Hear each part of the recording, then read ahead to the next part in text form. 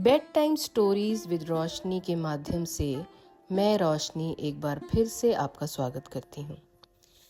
आज मैं आपके लिए लाई हूँ जैनेंद्र कुमार जी की लिखी हुई कहानी पाजेब, जो कि दिल्ली में सन 1953 में छपी थी। आज तकरीबन 50 साल से ज़्यादा होने के बाद भी ये कहानी उतनी ही प्रासंगिक और महत्वपूर्ण है जितनी ये आधी शताब्दी पहले थी। ये कहानी मुझे इसलिए पसंद है क्योंकि इसमें एक बात पर जिस पे मैं पूर्ण रूप से विश्वास करती हूँ, उसका उल्लेख बड़े ही सराहनीय तरीके से किया गया है, और वो ये है कि बच्चे प्रायः सच बोलते हैं। अगर वे किसी विवशता या दबाव के कारण झूठ बोलते हैं तो इसके दो ही कारण होते हैं, या तो डर या लालच। और प्रायः ऐसा देखा जाता है कि हम बड़े उन पर विश्वास न करके उन पर संदेह करते हैं। तो आज देखते हैं इस कहानी पाजेब में जैनेंद्र कुमार जी ने कैसे इस विषय पर रोशनी डाली है। बाजार में एक नई तरह की पाजेब चली है। पैरों में पड़कर बड़ी अच्छी मालूम होती है। उनकी कड़ियाँ आपस में लचक के साथ जुड़ी रहती हैं कि पाजेब का मानो निज का आकार कुछ नहीं है, जिस पाँव में पड़े उसी के अनुकूल रहती है। पास पड़ोस में तो सब नन्ही बड़ी के पैरों में आप वही पाजेब देख लीजिए। एक ने पहनी नहीं कि फिर दूसरी ने भी पहनी। देखा देखी में इस तरह उनका ना पहनना मुश्किल हो गया है। हमारी मुन्नी ने भी कहा, बाबूजी हम पाजेब पहनेंगे। बोलिए भला, कठिनाई से 4 बरस की उम्र है और पाजेब पहनेंगी। मैंने कहा, कैसी पाजेब? बोली, वही जैसी रुक्मन पहनती है, जैसी शीला पहनती है। मैंने कहा, अच्छा अच्छा। बोली, मैं तो आज ही मांगूंगी। मैंने कहा, अच्छा भाई, आज सही। उस वक्त तो खैर मुन्नी किसी काम में बहल गई, लेकिन जब दोपहर आई मुन्नी की बुआ, तब वे मुन्नी सहज मानने वाली न थी। बुआ ने मुन्नी को मिठाई खिलाई और गोद में लिया और कहा कि अच्छा, तो तेरी पाजेब अब के इतवार को जरूर लेती आऊंगी। इतवार को बुआ आई और पाजेब ले आई। मुन्नी पहनकर खुशी के मारे यहाँ से वहाँ ठुमकती फिरी। रुकमन के पास गई और कहा, देख रुकमन, मेरी पाजेब। शीला को भी अपनी पाजेब दिखाई। सब ने पाजेब पहनी देखकर उसे प्यार किया और तारीफ की। सचमुच वह चांदी की सफेद 2-3 लड़ियां सी टखनों के चारों ओर लिपटकर चुपचाप बिछी हुई बहुत ही सुघड़ लगती थी, और बच्चे की खुशी का ठिकाना न था। और हमारे महाशय आशुतोष, जो मुन्नी के बड़े भाई थे, पहले तो मुन्नी को सजी धजी देखकर बड़े खुश हुए। वह हाथ पकड़कर अपनी बढ़िया मुन्नी को पाजेब सहित दिखाने के लिए आसपास ले गए। मुन्नी के पाजेब का गौरव उन्हें अपना ही मालूम होता था। वह खूब हंसे और ताली पीटी, लेकिन थोड़ी देर बाद वे ठुमकने लगे कि मुन्नी को पाजेब दी सो हम भी बाईसाइकिल लेंगे। बुआ ने कहा कि अच्छा बेटा, अब के जन्मदिन को तुझे बाईसाइकिल दिलवाएंगे। आशुतोष बाबू ने कहा, हम तो अभी लेंगे। बुआ ने कहा, छी छी, तू कोई लड़की है? जिद तो लड़कियां किया करती हैं और लड़कियां रोती हैं, कहीं बाबू साहब लोग रोते हैं? आशुतोष बाबू ने कहा कि हम तो बाईसाइकिल जरूर लेंगे। जन्मदिन वाले रोज बुआ ने कहा कि हाँ, ये बात पक्की रही, जन्मदिन पर तुम्हें बाईसाइकिल मिलेगी। इस तरह वह इतवार का दिन हंसी खुशी पूरा हुआ। शाम होने पर बुआ चली गई। पाजेब का शौक घड़ी भर का था। वह फिर उतार कर रख रखा दी गई, जिससे कहीं खो न जाए। पाजेब वे बारीक और सुबक काम की थी और खासे दाम लगे थे। श्रीमती जी ने हमसे कहा, क्यों जी, लगती तो अच्छी है, मैं भी अपने लिए बनवा लूं? मैंने कहा कि क्यों ना बनवाओ, तुम कौन सी 4 बरस की नहीं हो। खैर ये हुआ, पर मैं रात को अपनी मेज पर था कि श्रीमती ने आकर कहा, तुमने पाजेब तो नहीं देखी? मैंने आश्चर्य से कहा, क्या मतलब? बोली कि देखो, यहाँ मेज वेज पर तो नहीं है, एक तो है पर दूसरे पैर की मिलती नहीं है, जाने कहाँ गई। मैंने कहा कि जाएगी कहाँ, यहीं कहीं देख लो, मिल जाएगी। उन्होंने मेरे मेज के कागज उठाने धरने शुरू किए और अलमारी की किताबें टटोल डालने का भी मंसूबा दिखाया। मैंने कहा, ये क्या कर रही हो, यहाँ कहाँ से आएगी पाजेब? जवाब में वे मुझी से पूछने लगी कि फिर कहाँ है। मैंने कहा, तुम्ही ने तो रखी थी। कहाँ रखी थी? बतलाने लगी कि दोपहर के बाद कोई 2 बजे उतारकर दोनों को अच्छी तरह संभाल कर उस नीचे वाले बॉक्स में रख दी थी। अब देखा तो एक है, दूसरी गायब है। मैंने कहा कि चलो चलकर हम इस कमरे में कैसे आ जाएगी? भूल हो गई होगी, एक रखी होगी वहीं कहीं, दूसरी फर्श पर छूट गई होगी, देखो मिल जाएगी, कहीं जा नहीं सकती। इस पर श्रीमती बोली, तुम तो ऐसे ही हो, खुद लापरवाह हो, दोष उल्टे मुझे देते हो। कह तो रही हूं कि मैंने दोनों संभाल कर रखी थी। मैंने कहा कि संभाल कर रखी थी, फिर यहाँ वहाँ क्यों देख रही हो? जहाँ रखी थी वहीं से ले लो ना, वहाँ नहीं है तो फिर किसी ने निकाल ली होगी। श्रीमती बोली कि मेरा भी यही ख्याल है, हो ना हो बंसी नौकर ने निकाली है। मैंने रखी तब वह वहाँ मौजूद था। मैंने कहा तो उससे पूछो। बोली वह तो साफ इनकार कर रहा है। मैंने कहा तो फिर? श्रीमती जोर से बोली, तो फिर मैं क्या बताऊं?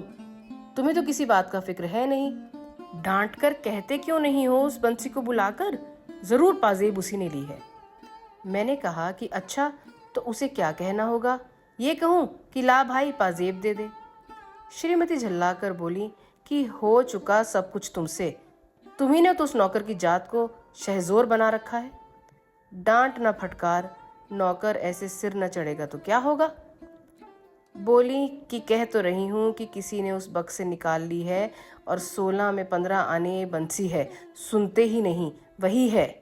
मैंने कहा कि मैंने बंसी से पूछा था, उसने नहीं ली मालूम होती। इस पर श्रीमती ने कहा कि तुम नौकरों को नहीं जानते, वे बड़े छठे होते हैं, बंसी चोर जरूर है, नहीं तो क्या फरिश्ते लेने आते? मैंने कहा कि तुमने आशुतोष से भी पूछा? बोली पूछा था, वह तो खुद ट्रंक और बक्स के नीचे घुस घुस खोज कर लगाने में मेरी मदद कर रहा है, मैं नहीं ले सकता। मैंने कहा उसे पतंग का बड़ा शौक है। बोली कि तुम तो उसे बताते बरजते कुछ हो नहीं, उम्र होती जा रही है, वह यूं ही रह जाएगा, तुम ही हो उसे पतंग की शय देने वाले। मैंने कहा कि जो कहीं पाजेब भी पड़ी मिल गई हो तो? बोली नहीं नहीं, मिलती तो वह बता ना देता। खैर बातों बातों में मालूम हुआ कि उस शाम आशुतोष पतंग और डोर का पिंडा नया लाया है। श्रीमती ने कहा कि ये तुम ही हो जिसने पतंग की उसे इजाजत दी, बस सारे दिन पतंग पतंग, ये नहीं कि कभी उसे बिठाकर सबक की भी कोई बात पूछो। मैं सोचती हूँ कि एक दिन तोड़ ताड़ दूं उसकी सब डोर और पतंग। मैंने कहा कि खैर छोड़ो, कल सवेरे पूछताछ करेंगे। सवेरे बुलाकर मैंने गंभीरता से उससे पूछा कि क्यों बेटा, एक पाजेब नहीं मिल रही है, तुमने तो नहीं देखी? मैं गुम हो गया, जैसे नाराज हो। उसने सिर हिलाया कि उसने नहीं ली, पर मुंह नहीं खोला। मैंने कहा कि देखो बेटे, ली है तो कोई बात नहीं, सच बता देना चाहिए। उसका मुंह और भी फूल गया और वह गुमसुम बैठा रहा। मेरे मन में उस समय तरह तरह के सिद्धांत आए। मैंने स्थिर किया कि अपराध के प्रति करुणा ही होनी चाहिए, रोष का अधिकार नहीं है। प्रेम से ही अपराध वृत्ति को जीता जा सकता है, आतंक से उसे दबाना ठीक नहीं। बालक का स्वभाव कोमल होता है और सदा ही उससे स्नेह से व्यवहार करना चाहिए इत्यादि। मैंने कहा कि बेटा आशुतोष, तुम घबराओ नहीं, सच कहने में घबराना नहीं चाहिए, ली हो तो खुलकर कह दो बेटा। हम कोई सच कहने की सजा थोड़े ही दे सकते हैं, बल्कि बोलने पर तो इनाम मिला करता है। आशुतोष तब बैठा सुनता रहा, उसका मुंह सूजा था, वह सामने मेरी आंखों में नहीं देख रहा था, रह रहकर उसके माथे पर बर पड़ते थे। क्यों बेटे, तुमने ली तो नहीं? उसने सिर हिलाकर क्रोध से अस्थिर और तेज आवाज में कहा, मैंने नहीं ली, नहीं ली, नहीं ली। यह कहकर वो रोने को हो आया, पर रोया नहीं, आंखों में आंसू रोक लिए। उस वक्त मुझे प्रतीत हुआ उग्रता दोष का लक्षण है। मैंने कहा, देखो बेटा, डरो नहीं, अच्छा जाओ ढूंढो, शायद कहीं पड़ी हुई वह पाजेब मिल जाए, मिल जाएगी तो हम तुम्हें इनाम देंगे। वह चला गया और दूसरे कमरे में जाकर पहले तो एक कोने में खड़ा हो गया। कुछ देर चुपचाप खड़े रहकर वह फिर यहाँ वहां पाजेब की तलाश में लग गया। श्रीमती आकर बोली, आशु से तुमने पूछ लिया, क्या ख्याल है? मैंने कहा कि संदेह तो मुझे होता है, नौकर का ये काम नहीं है। श्रीमती जी ने कहा, नहीं जी, आशु भला क्यों लेगा? मैं कुछ बोला नहीं। मेरा मन जाने कैसे गंभीर भाव के प्रेम से आशुतोष के प्रति भर गया। मुझे ऐसा मालूम होता था कि ठीक इस समय आशुतोष को हमें अपनी सहानुभूति से वंचित नहीं करना चाहिए, बल्कि कुछ अतिरिक्त स्नेह इस समय बालक को मिलना चाहिए।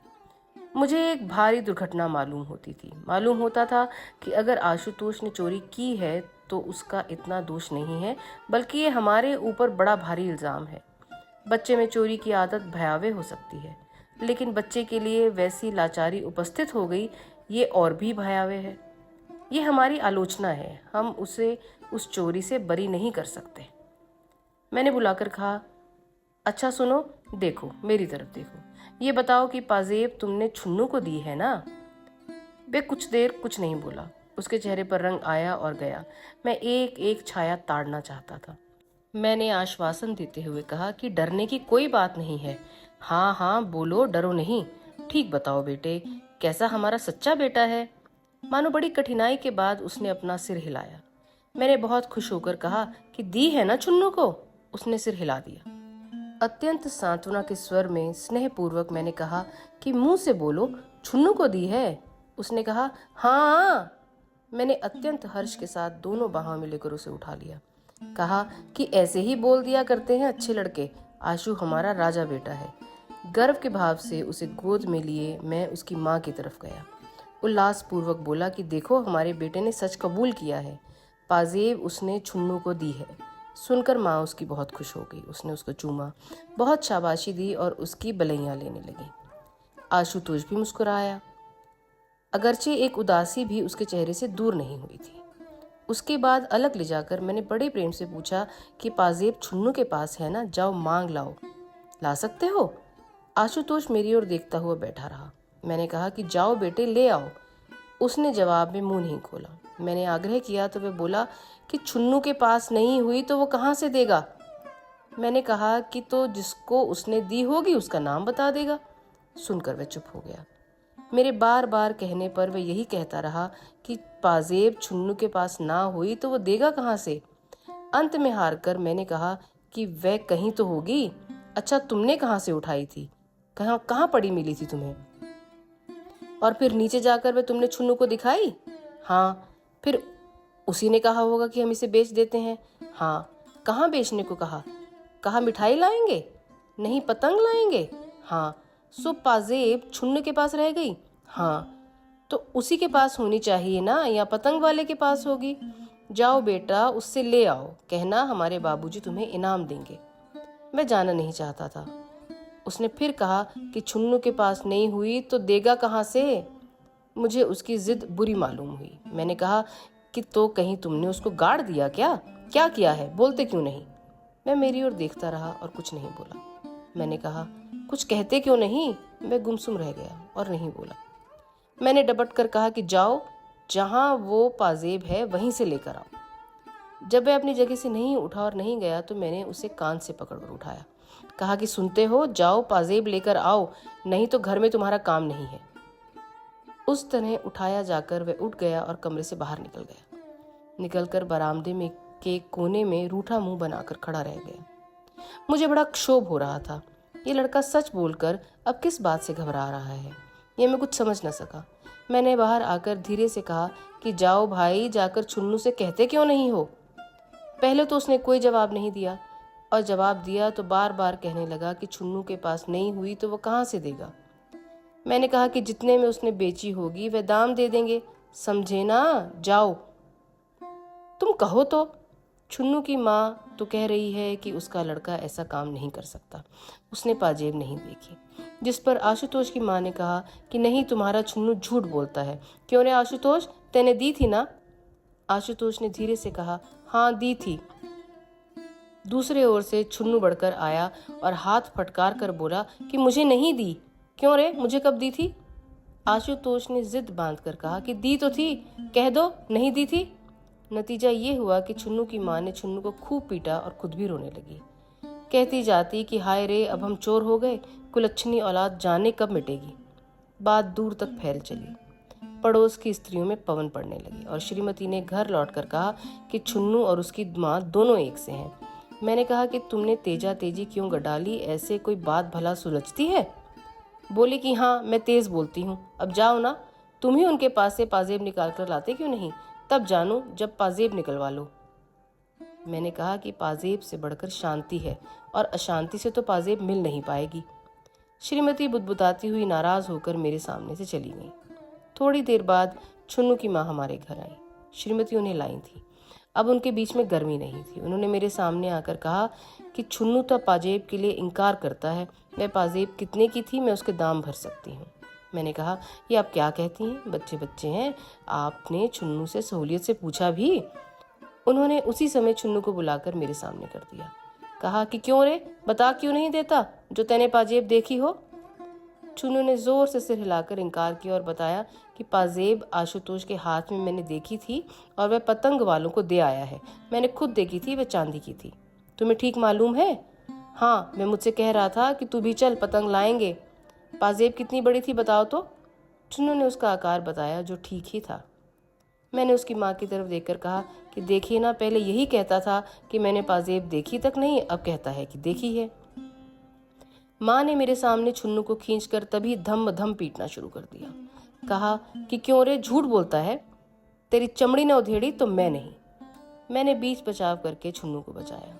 वह शहीद की भांति पिटता रहा, रोया बिल्कुल नहीं और एक कोने में खड़े आशुतोष को जाने किस भाव से देख रहा था। खैर, मैंने सबको छुट्टी दी। कहा, जाओ बेटा, छुन्नू खेलो। उसकी माँ को कहा, आप उसे मारिएगा नहीं और ये पाजेब कोई बड़ी चीज नहीं है। छुन्नू चला गया। तब उसकी माँ ने पूछा कि आप उसे कसूरवार समझते हैं? मैंने कहा कि मालूम तो होता है कि उसे कुछ पता है और वह मामले में शामिल है। इस पर छुन्नू की माँ ने पास बैठी हुई मेरी पत्नी से कहा, चलो बहन जी, मैं तुम्हें अपना सारा घर दिखाई देती हूँ, एक एक चीज़ देख लो, होगी पाजेब तो जाएगी कहाँ। मैंने कहा, छोड़िए भी, बेबात की बात बढ़ाने से क्या फ़ायदा। सो ज्यों त्यों मैंने उन्हें दिलासा दिया, नहीं तो वह छुन्नू को पीट पाट हाल बेहाल कर डालने का प्रण ही उठाए ले रही थी। कुलच्छनी, आज उसी धरती में नहीं गाड़ दिया तो मेरा नाम नहीं। खैर, जिस तिस भांति बखेड़ा टला। मैं इस झंझट में दफ्तर के लिए भी समय से नहीं निकल पाया। जाते वक्त श्रीमती को कह गया कि देखो, आशुतोष को धमकाना मत, प्यार से सारी बातें पूछना, धमकाने से बच्चे बिगड़ जाते हैं और हाथ कुछ नहीं आता, समझी ना। शाम को दफ्तर से लौटा तो श्रीमती जी ने सूचना दी कि आशुतोष ने सब बतला दिया है। 11 आने पैसे में वह पाजेब पतंग वालों को दी थी। पैसे उसने थोड़े थोड़े करके देने को कहे हैं। 5 आने जो दिए वे छुन्नू के पास हैं। इस तरह रत्ती रत्ती बात उसने कह दी है। कहने लगी कि मैंने बड़े प्यार से पूछ पूछ कर ये सब उसके पेट में से ही निकाला है। 2-3 घंटे में मगज मारती रही। हाय राम, बच्चे का भी क्या जी होता है। मैं सुनकर खुश हुआ। मैंने कहा कि चलो अच्छा है, अब 5 आने भेजकर पाजेब मंगवा लेंगे। लेकिन ये पतंग वाला भी कितना बदमाश है, बच्चों के हाथ से ऐसी चीजें लेता है, उसे पुलिस में दे देना चाहिए, उचक्का कहीं का। फिर मैंने पूछा कि आशुतोष कहाँ है। उन्होंने बताया कि बाहर ही कहीं खेल खाल रहा होगा। मैंने कहा, बंसी, जाओ उसे बुलाकर तो लाओ। बंसी गया और उसने आकर कहा कि वो अभी आते हैं। क्या कर रहा है? छुन्नू के साथ गिल्ली डंडा खेल रहा है। थोड़ी देर में आशुतोष आया तो मैंने उसे गोद में बिठाकर प्यार किया। आते आते उसका चेहरा उदास हो गया और गोद में लेने पर भी वह कोई विशेष प्रसन्न नहीं मालूम हुआ। उसकी माँ ने खुश होकर कहा कि आशुतोष ने सब बातें अपने आप पूरी पूरी बता दी हैं, हमारा आशुतोष बड़ा सच्चा लड़का है। आशुतोष मेरी गोद में टिका रहा, लेकिन अपनी बड़ाई सुनकर भी उसे कुछ हर्ष नहीं हुआ, ऐसा प्रतीत होता था। मैंने कहा कि आओ चलो, अब क्या बात है। क्यों हजरत, तुमको 5 ही आने तो मिले हैं ना, हमसे 5 आने मांग लेते तो क्या हम न देते। सुनो, ऐसे मत करना बेटे। कमरे में जाकर मैंने उससे फिर पूछताछ की, क्यों बेटा, पतंग वाले ने 5 आने तुम्हें दिए ना? हाँ। और वह छुन्नू के पास है ना? हाँ। अभी तो उसके पास ही होंगे। नहीं। खर्च कर दिए? नहीं। नहीं खर्च किए? हाँ। खर्च किए कि नहीं खर्च किए? उस ओर से प्रश्न करने पर वह मेरी ओर देखता रहा, उत्तर नहीं दिया। बताओ, खर्च कर दिए हैं कि अभी हैं? जवाब में उसने एक बार हाँ कहा तो दूसरी बार ना कहा। मैंने कहा, तो ये क्यों नहीं कहते कि तुम्हें नहीं मालूम है? हाँ। बेटा, मालूम है ना? हाँ। पतंग वाले से पैसे छुन्नू ने लिए थे ना? हाँ। तुमने क्यों नहीं लिए? मैं चुप। इकन्नियाँ कितनी थी बोलो? 2। बाकी पैसे थे? हाँ। 2 अन्नी थी? हाँ। मुझे क्रोध आने लगा। डपट कर कहा कि सच क्यों नहीं बोलते जी, सच बताओ, कितनी इकन्नियाँ थी और कितना क्या था? वह खड़ा रहा, नहीं बोला। बोलता क्यों नहीं? मैं नहीं बोला। सुनते हो? बोलो। आशुतोष डर गया और कुछ नहीं बोला। सुनते नहीं मैं क्या कह रहा हूँ? इस बार भी मैं नहीं बोला तो मैंने कान पकड़कर उसके कान खींच लिए। मैं बिना आंसू लाए गुमसुम खड़ा रहा। अब भी नहीं बोलोगे? वह डर के मारे पीला हो गया, लेकिन बोला नहीं। मैंने जोर से बुलाया, बंसी यहाँ आओ, इनको ले जाकर कोठरी में बंद कर दो। बंसी नौकर उसे उठाकर ले गया और कोठरी में मूंद दिया। 10 मिनट बाद फिर उसे अपने पास बुलाया। उसका मुंह सूजा हुआ था, बिना कुछ बोले उसके ओंठ हिल रहे थे। कोठरी में बंद होकर भी वह रोया नहीं। मैंने कहा, क्यों रे, अब तो अकल आई? वह सुनता रहा, गुमसुम खड़ा रहा। अच्छा, पतंग वाला कौन सा, दाईं तरफ के चौराहे वाला? उसने कुछ ओंठों में ही बड़बड़ा दिया, जिसे मैं कुछ समझ ना सका। वह चौराहे वाला, बोलो। हाँ। देखो, अपने चाचा के साथ चले जाओ, बता देना कि कौन सा है, फिर उसे स्वयं भुगत लेंगे, समझते हो ना? ये कहकर मैंने अपने भाई को बुलवाया। सब बात समझाकर कहा, देखो 5 आने के पैसे ले आओ, पहले तुम दूर रहना। आशुतोष पैसे ले जाकर उसे दे देगा और अपनी पाजेब मांगेगा। अव्वल तो ये पाजेब लौटा ही देगा, नहीं तो उसे डांटना और कहना कि तुझे पुलिस के सुपुर्द कर दूंगा। बच्चों से माल ठगता है, समझे? नरमी की जरूरत नहीं है। और आशुतोष, अब जाओ, अपने चाचा के साथ जाओ। वह अपनी जगह पर खड़ा था, सुनकर भी टस से मस होता दिखाई नहीं दिया। नहीं जाओगे? उसने सिर हिला दिया कि नहीं जाऊंगा। मैंने तब उसे समझाकर कहा कि भैया घर की चीज है, दाम लगे हैं, भला 5 आने में रुपयों का माल किसी के हाथ खो देंगे? जाओ चाचा के संग जाओ, तुम्हें कुछ नहीं कहना होगा। हाँ, पैसे दे देना और अपनी चीज वापस मांग लेना। दे तो दे, नहीं तो नहीं दे, तुम्हारा इससे कोई सरोकार नहीं है। सच है ना बेटे? अब जाओ। पर वह जाने को तैयार ही नहीं दिखा। मुझे लड़के की गुस्ताखी पर बड़ा बुरा मालूम हुआ। बोला, इसमें बात क्या है? इसमें मुश्किल कहाँ है? समझाकर बात कर रहे हैं सो समझता ही नहीं, सुनता ही नहीं। मैंने कहा कि क्यों रे, नहीं जाएगा? उसने सिर फिर से हिला दिया, नहीं जाऊंगा। मैंने प्रकाश, अपने छोटे भाई को बुलाया। कहा, प्रकाश, इसे पकड़ कर ले जाओ। प्रकाश ने उसे पकड़ा और आशुतोष अपने हाथ पैरों से उसका प्रतिकार करने लगा। वह साथ जाना नहीं चाहता था। मैंने अपने ऊपर बहुत जब्र करके फिर आशुतोष को पुचकारा कि जाओ भाई, डरो नहीं, अपनी चीज घर में आएगी। इतनी सी बात समझते नहीं। प्रकाश उसे गोद में उठाकर ले जाओ और जो चीज मांगे उसे बाजार में दिला देना। जाओ भैया आशुतोष। पर उसका मुंह फूला हुआ था। जैसे तैसे बहुत समझाने पर वह प्रकाश के साथ चला। ऐसे चला मानो पैर उठाना उसे भारी हो रहा था। 8 बरस का ये लड़का होने को आया, फिर भी देखो ना, किसी की बात उसकी समझ में नहीं है। मुझे जो गुस्सा आया कि क्या बतलाऊं। लेकिन ये याद करके कि गुस्से से बच्चे संभलने की जगह बिगड़ते हैं, मैं अपने को दबाता चला गया। खैर, वह गया तो मैंने चैन की सांस ली। लेकिन देखता क्या? मैंने पूछा, क्यों? बोला कि आशुतोष भाग आया है। मैंने कहा कि अब वह कहाँ है? वह रूठा खड़ा है, घर में नहीं आता। जाओ पकड़ कर तो लाओ। वह पकड़ा हुआ आया। मैंने कहा, क्यों रे, तू शरारत से बाज नहीं आएगा? बोल जाएगा कि नहीं? मैं नहीं बोला तो मैंने कस कर उसके 2 चांटे दिए। थप्पड़ लगते ही वह एकदम चीखा, पर फौरन चुप हो गया। वह वैसे ही मेरे सामने खड़ा रहा कि कुछ देर में प्रकाश लौट आया। मैंने उसे देखकर मारे गुस्से से कहा कि ले जाओ इसे मेरे सामने से, जाकर कोठरी में बंद कर दो। दुष्ट। इस बार 1 आधा घंटे बंद रहा।